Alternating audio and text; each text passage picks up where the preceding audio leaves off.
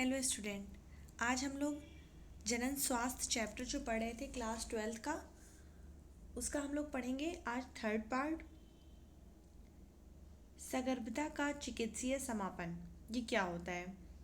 सगर्भता का चिकित्सीय समापन यानी कि मेडिकल टर्मिनेशन ऑफ प्रेगनेंसी।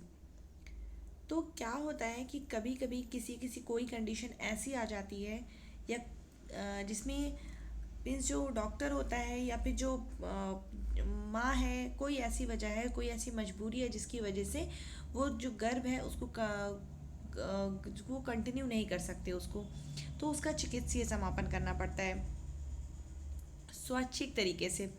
तो ये क्या है, आइए देखते हैं। गर्भावस्था पूर्ण होने से पहले जानबूझकर स्वैच्छिक रूप से गर्भ के समापन को प्रेरित गर्भपात या चिकित्सीय सगर्भता समापन कहते हैं। मेडिकल टर्मिनेशन ऑफ प्रेगनेंसी यानी कि एमटीपी, यानी कि मेडिकली उसको उस प्रेगनेंसी को टर्मिनेट कर दिया गया है, ख़त्म कर दिया गया है, यानी जानबूझकर गर्भावस्था को पूर्ण होने से पहले। गर्भावस्था की जो टोटल पूरा जो कंप्लीट टाइम होता है वो होता है 40 हफ्ते या 280 डेज। 40 हफ्ते या 280 डेज जो होता है वो प्रेगनेंसी का पूरा टाइम होता है। दुनिया में पूरी दुनिया में हर साल लगभग 40 से 50 मिलियन यानी 4.5 to 5 करोड़ चिकित्सीय सगर्भता समापन कराए जाते हैं, जो संसार भर की कुल सगर्भताओं का 1/5 भाग है। यानी बहुत सारी चीज़ें, बहुत सारे ऐसे कारण पड़ जाते हैं जिसकी वजह से ये कराया जाता है।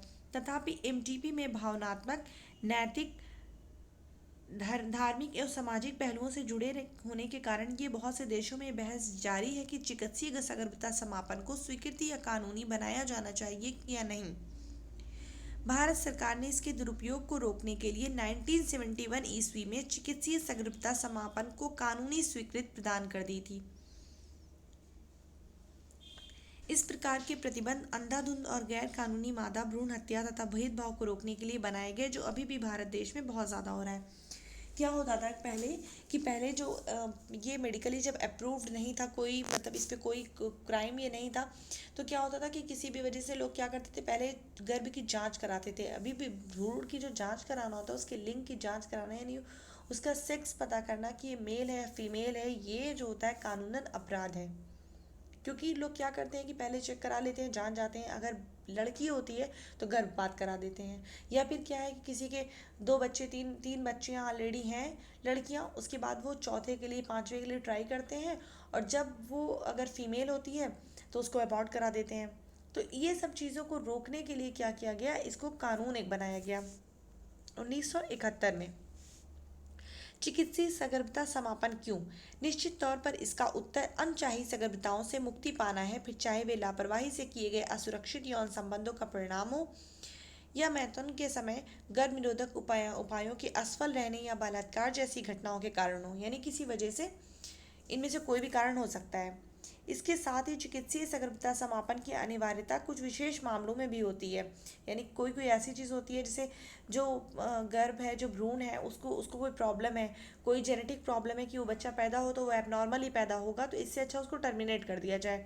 या फिर ऐसा होता है कि किसी मदर को कोई ऐसी हेल्थ कंडीशन है जिसकी वजह से वो प्रेगनेंसी कंटिन्यू नहीं कर सकती है, तो उसमें भी, उस केस में भी उस जो भ्रूण होता है, जो सगर्भता है, उसको ख़त्म कर दिया जाता है। तो सबसे सेफ क्या है? सगर्भता की पहली तिमाही, यानी 3 तिमाहियाँ होती है, 12-12 महीने की, 3-3 महीने की। पहली को पहली तिमाही, दूसरी तिमाही, तीसरी तिमाही, ऐसे उसको इंग्लिश में बोलते हैं ट्राइमेस्टर। चूँकि एक महीने में 4 सप्ताह होते हैं, इसलिए 12 सप्ताह का एक तिमाही होता है। तो सगर्भता की पहली तिमाही में, अर्थात सगर्भता के 12 सप्ताह तक की अवधि में कराया जाने वाला चिकित्सीय सगर्भता समापन अपेक्षाकृत काफ़ी सुरक्षित माना जाता है। इसके बाद द्वितीय तिमाही में गर्भपात बहुत ही संकटपूर्ण एवं घातक होता है। यानी दूसरी तिमाही में जो गर्भपात होता है वो बहुत ही संकटपूर्ण होता है और घातक होता है। इस बारे में सबसे अधिक परेशान करने वाली बात ये आई है कि अधिकतर एमटीपी गैर कानूनी अकुशल नीम हकीमों से कराए जाते हैं। यानी कि क्या होता है कि जो ये कराते हैं लोग, वो गांव में या कहीं पे ऐसे बिना किसी ट्रेन डॉक्टर से करा लेते हैं।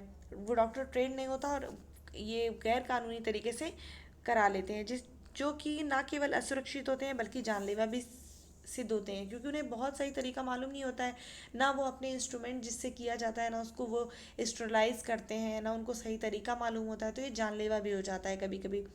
दूसरी खतरनाक प्रवृत्ति शिशु के लिंग निर्धारण के लिए उल्वेधन का दुरुपयोग, यानी ये प्रवृत्ति शहरी क्षेत्रों में अधिक है। बहुधा ऐसा देखा गया है कि ये पता चलने पर कि भ्रूण मादा है एमटीपी कराया जाता है, जो कि पूरी तरह गैर कानूनी है। इस प्रकार के व्यवहार से बचना चाहिए, क्योंकि ये युवा माँ और भ्रूण दोनों के लिए खतरनाक है।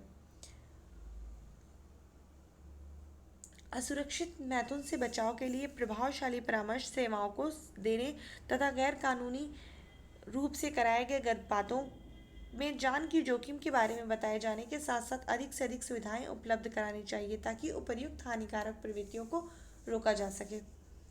फिर है यौन संचारित संक्रमण। यौन संचारित संक्रमण क्या होते हैं कि कुछ ऐसी डिजीज होती हैं, ऐसी बीमारियां होती हैं जो कि मैथुन द्वारा संचारित होती हैं। इनको कहते हैं यौन संचारित संक्रमण। इनको इंग्लिश में बोलते हैं सेक्सुअली ट्रांसमिटेड डिजीज या एसटीडी,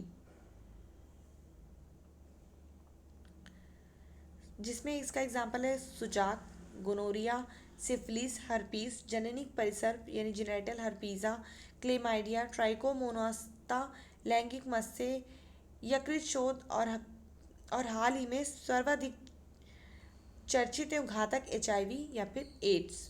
ये सब सामान्य यौन संचारित रोग हैं जो कि सेक्सुअली फैलते हैं। तो इसके बचाव के लिए क्या कर सकते हैं? इसके बचाव के लिए सबसे अच्छा होता है कि कॉन्डोम का यूज़ करना।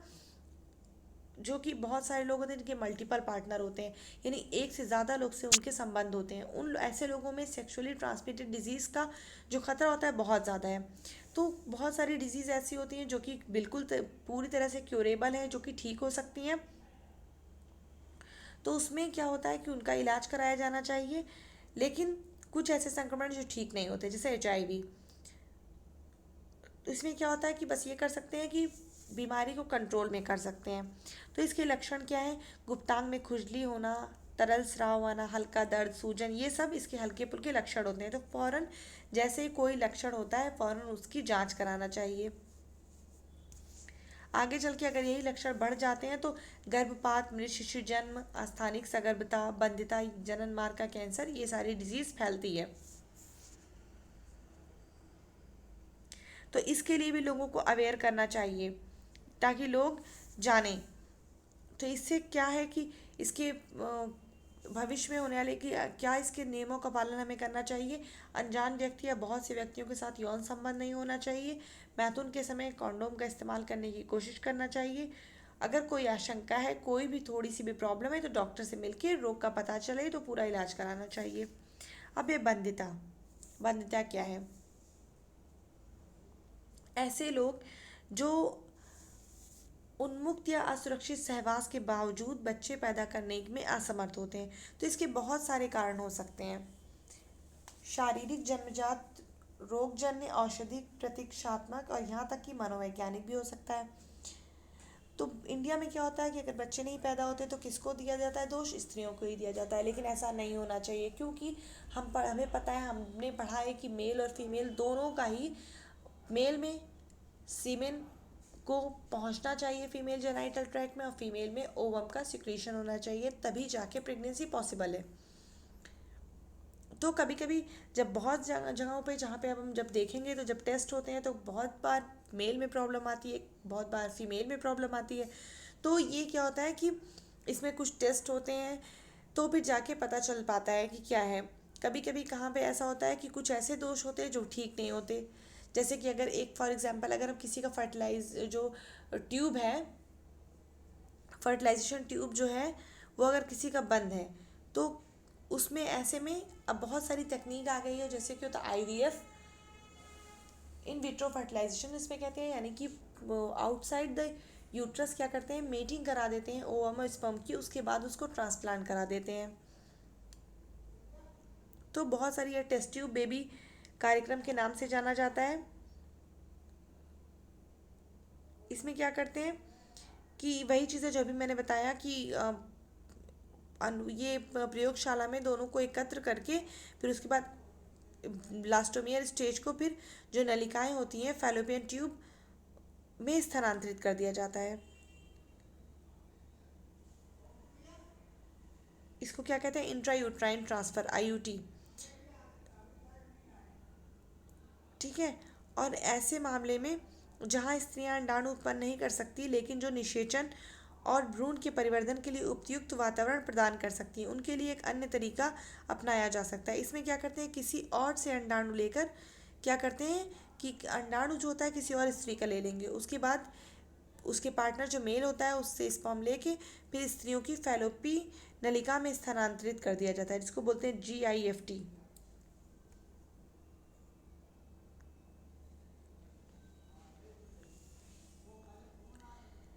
प्रयोगशाला में भ्रूण बनाने के लिए अंतःकोशिकीय शुक्राणु निषेचन ICSI दूसरी विशिष्ट प्रक्रिया है, जिसमें शुक्राणु को सीधे ही अंडाणु में अंतःक्षेपित कर दिया जाता है।